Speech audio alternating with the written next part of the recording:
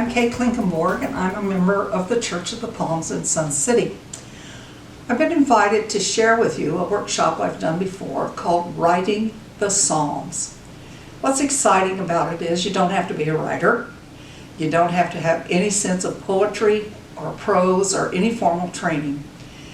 And as we learn more about the Psalms today, you'll discover they were written from the heart.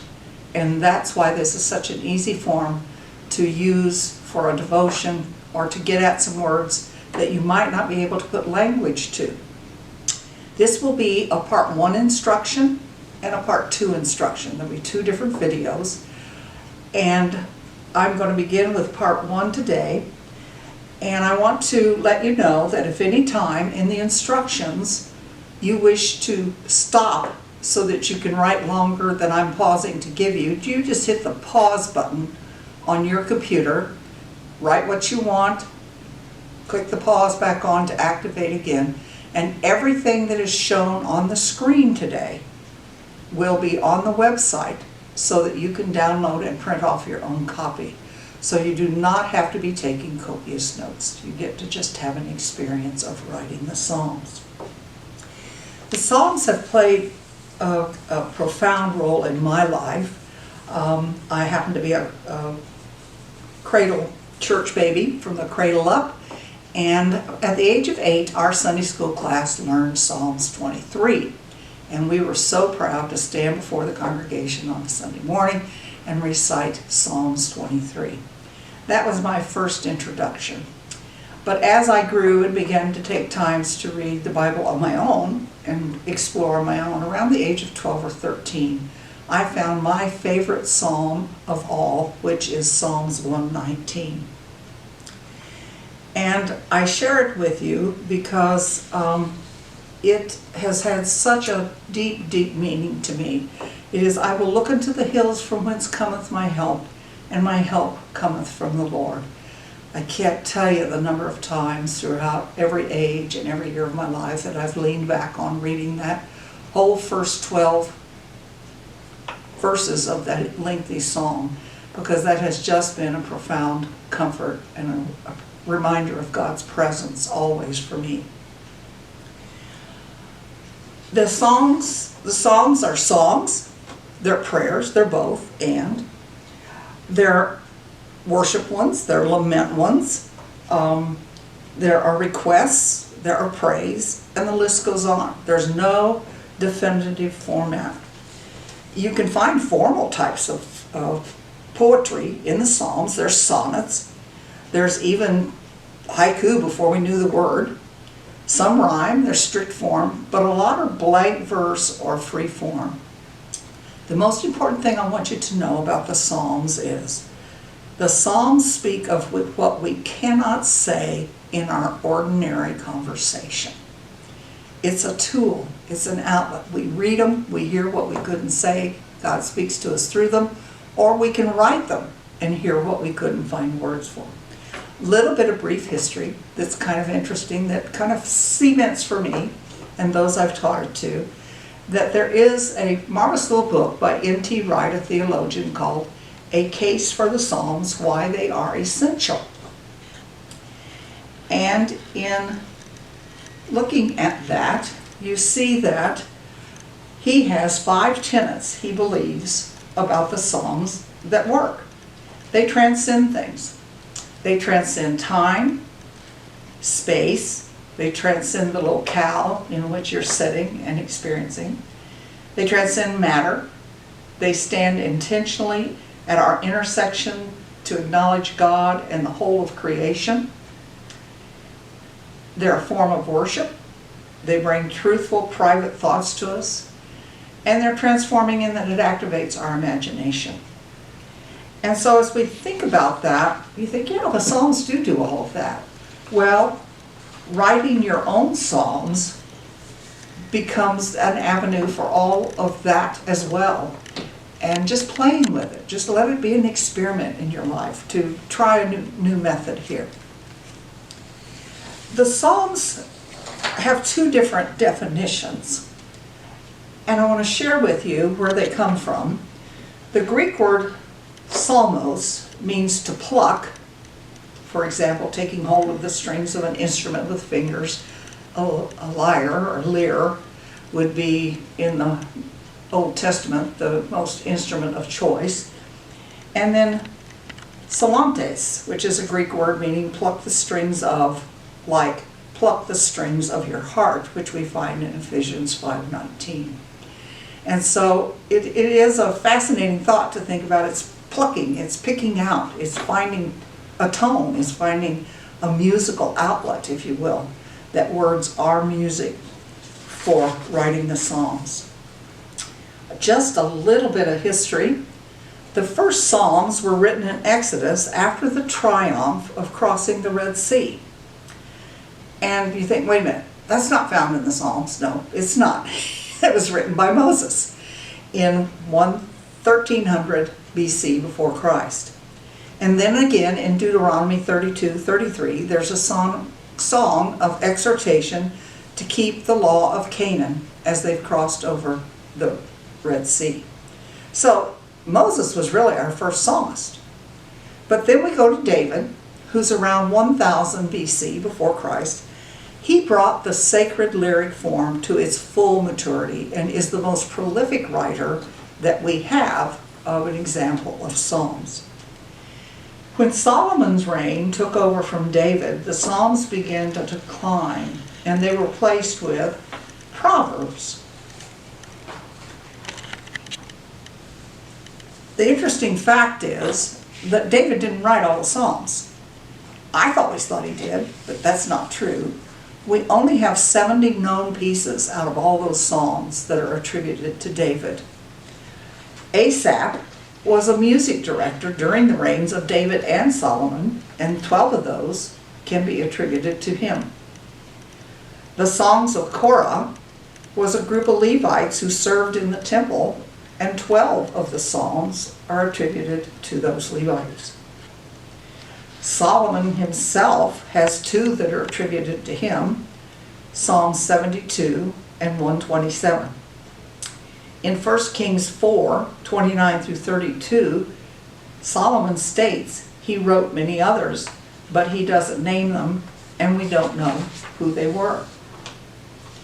Remember, our first one was Moses, but he's also got one in the text of the proper Psalms, and it's Psalms 90 that is attributed to him. Heman was a contemporary of David and Asaph and is known as the singer, and he wrote Psalms 88. Ethan was a companion to Asaph and Heman, and he was in the temple worship, and he wrote Psalms 89. Fascinating that 48 of the remaining ones don't have a known author. They are anonymous. Which I don't know, for you, says, other people were experimenting with this. Other people found this as a way to praise or write or lament or speak to God. And so that kind of gives me permission to go exploring. So I'm going to share with you 2 forms today, very short forms of beginning to write your own psalms. The first one's very, very easy. Get a paper and a pencil, back of an envelope, scrap of paper, it doesn't matter. You can write it on something later. If you want to write on your computer, you can do that as well. But the first one I'm going to start with is I'm going to instruct you through it line by line. It's very short. And so the very first psalm, you're going to write one word on the first line that you like to call God, the divine, or the creator. Just one word. Whatever you want to use in the moment. It doesn't matter. You pick. Trust yourself. Relax. This isn't hard. And just write one word on line 1 that you wish to call God, the divine, or the creator. On line 2, below that, write 2 words that describe the line above. Any 2 words that come to mind. Trust the first 2. Let it be not a hard academic choice, but listening to your heart, plucking of the strings. 2 words that describe the line above. Remember, I'm going to pause and let you do that, but you can pause the computer and stop me if you need a little more time.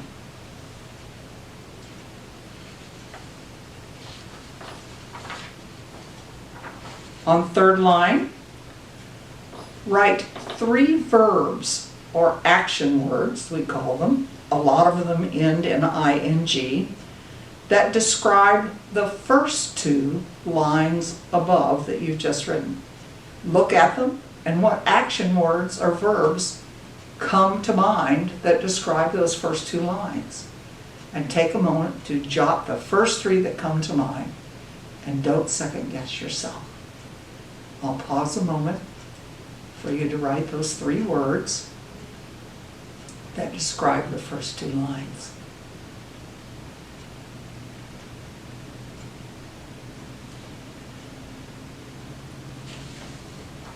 On the 4th line, you're going to write 1 sentence that summarizes lines 1, 2, and 3. Don't make it a compound sentence. Don't put semicolons in it. Don't make it lengthy. Just write 1 summary sentence that describes the first 3 lines you have written. Just take a minute. Trust your instinct. Just write down what comes to you.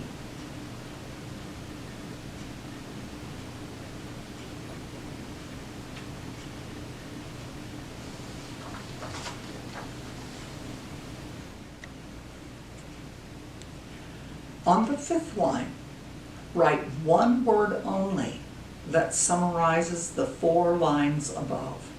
Just 1 word. Read them aloud if you need to, and write 1 summary word on line 5. That's your last line of this particular song. Trust your instinct, first word that comes to mind.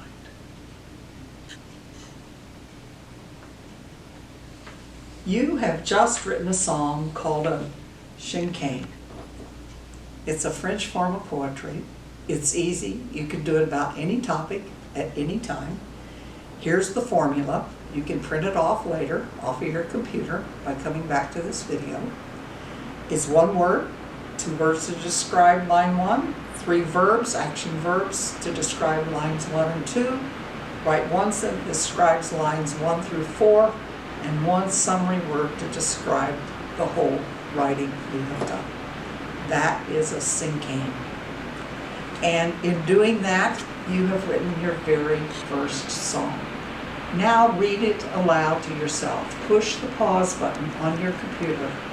Read it aloud so you can capture, indeed, how much this is poetry and how much it is writing a song. When you hear it out loud, you'll claim it better than just reading it in your mind.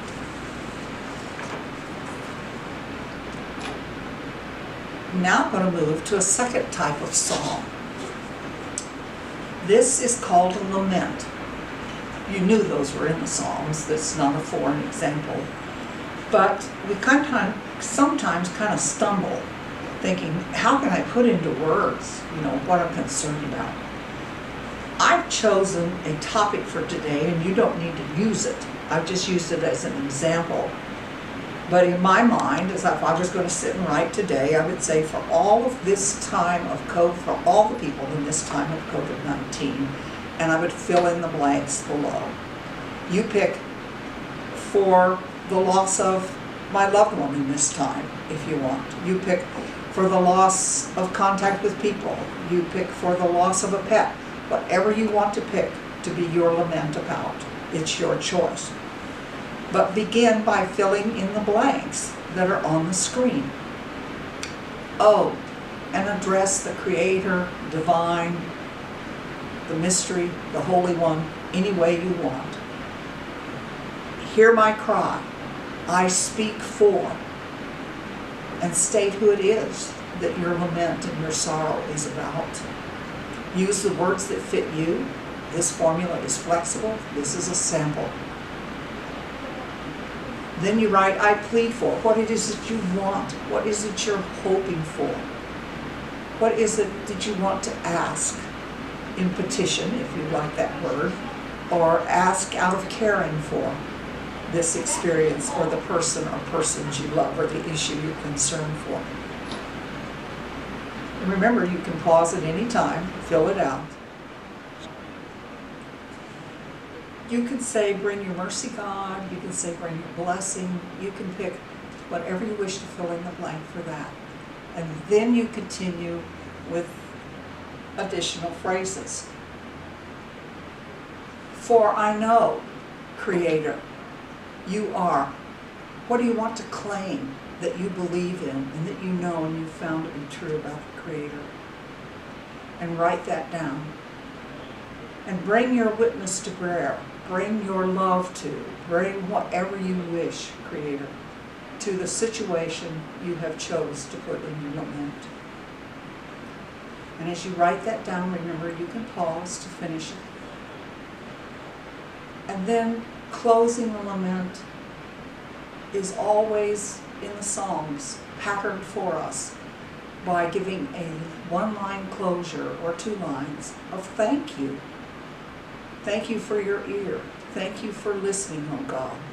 Your own design of how you want to say thank you for listening to my lament, knowing that it was heard and that God has stored it and has what you have written.